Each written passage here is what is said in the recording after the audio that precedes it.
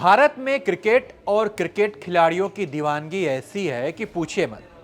हर company चाहती है कि भारतीय टीम की जर्सी पर उनकी कंपनी का नाम छपे, उनका लोगो छपे, जिससे उनकी कंपनी का प्रचार हो, उनकी ब्रांड वैल्यू बढ़े, कमाई हो। लेकिन ड्रीम 11 जैसी कंपनी का बीसीसीआई से करार टूटने के बाद एक चर्चा चल रही है। वो चर्चा ये है कि क्या जिस कंपनी ने बीसीसीआई को स्पॉन्सर किया, जिस किसी भी कंपनी ने, उसके साथ कुछ ना कुछ बुरा हुआ। कई लोग बीसीसीआई को पनौती बता रहे हैं।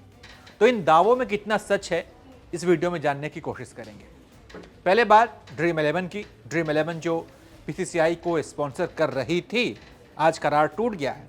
पहले सब कुछ ठीक था, कंपनी जमकर मुनाफा कमा रही थी। फिर एक दिन संसद में पास होता है ऑनलाइन गेमिंग बिल 2025। इस बिल के पास होने के बाद एक कानून बना जिसके तहत real money based online games वाले ऐप बंद कर दिए गए। इस कानून की चपेट में आई ड्रीम 11 कंपनी और फिर कंपनी को हुआ तगड़ा नुकसान। अब इस कंपनी का बीसीसीआई के साथ भी करार टूट गया है। तो बीसीसीआई को स्पॉन्सर कर रही थी ड्रीम 11, उसका क्या हाल हुआ ये आपने देखा। अब बात करते हैं सहारा की। 2002 से 2013 तक टीम इंडिया की जर्सी पर सबसे लंबे समय तक सहारा इंडिया का नाम दिखा। इस दौरान भारतीय क्रिकेट टीम ने भी नई ऊंचाइयों को छुआ। T20 वर्ल्ड कप 2007 और वनडे वर्ल्ड कप 2011 जैसी ऐतिहासिक जीत हमारी झोली में आई। लेकिन मौजूदा समय में सहारा के हालात क्या हैं? कानूनी विवाद और वित्तीय संकट में यह कंपनी फंसी हुई है। सहारा श्री सुब्रत रॉय की मृत्यु के बाद से कंपनी का भविष्य भी अनिश्चित बना हुआ है और निवेशकों को पैसा लौटाने का दबाव लगातार बढ़ रहा है। यानी कि बीसीसीआई को स्पॉन्सर करने वाली यह कंपनी भी भारी संकट का सामना मौजूदा समय में कर रही है। 2017 में ओप्पो का लोगो टीम इंडिया की जर्सी पर नजर आया। 1079 करोड़ रुपए के बड़े करार के साथ यह कंपनी 2019 तक मुख्य स्पॉन्सर रही।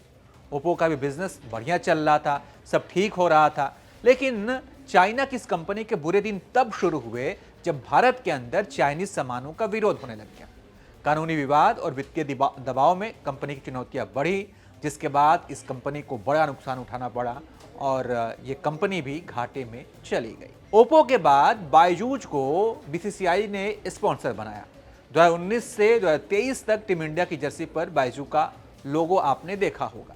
लेकिन वित्तीय संकट और गवर्नेंस विवादों के चलते कंपनी ने यह करार समय से पहले खत्म कर दिया।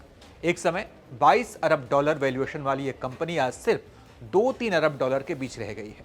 2022 में कंपनी ने 8,245 करोड़ रुपए का घाटा दर्ज किया और लगातार छटनी भी करनी पड़ी।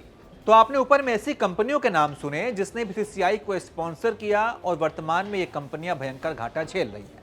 ऐसे में कई लोग कह रहे हैं कि बीसीसीआई में पनौती है। हालांकि ये दावे उतने भी सही नहीं है। ऐसी और भी कंपनियां हैं जिन्होंने बीसीसीआई को स्पॉन्सर किया और आज भी इनकी अच्छी पहचान है। 1990 के आसपास जब भारतीय क्रिकेट तेजी से व्यावसायिक पंख फैला रहा था, तब आईटीसी पहला बड़ा नाम टीम इंडिया की जर्सी पर उसने अपनी जगह बनाई। इस दौर ने क्रिकेट और विज्ञापन की साझेदारी को एक नई उड़ान दी। कंपनी की अगर मौजूदा स्थिति देखें आईटीसी की, तो ये अब भी भारत की सबसे मजबूत कंपनियों में से गिनी जाती है।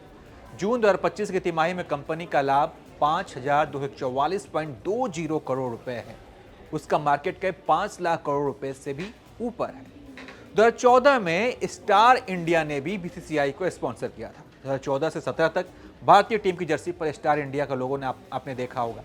कंपनी की अगर मौजूदा स्थिति की बात करें तो स्टार इंडिया अब भी भारत के प्रमुख मीडिया समूहों में से एक है। डिजिटल स्ट्रीमिंग में ये अपनी एक अलग भूमिका निभा रहा है, नेतृत्व कर रहा है। तो ऐसा नहीं है कि बीसीसीआई को स्पॉन्सर करने वाली कंपनियां, सारी कंपनियां डूब गई, घाटे में है। कई कंपनियां मुनाफे में भी है। हालांकि घाटा झेलने वाली, संकट झेल रही कंपनियों की संख्या मुनाफा कमाने वाली कंपनियों की तुलना में ज्यादा है। खैर, ड्रीम 11 और बीसीसीआई का करार टूटने के बाद अब बीसीसीआई को अपने नए साथी की तलाश है। आपको क्या लगता है कि ड्रीम 11 की जगह कौन सी कंपनी लगी? अब किस कंपनी का लोगो भारतीय क्रिकेट टीम की जर्सी पर देखने को मिलेगा? आप इस पर क्या सोचते हैं? अपनी राय कमेंट कर बताइए और देखते रहिए आप एबीपी लाइव।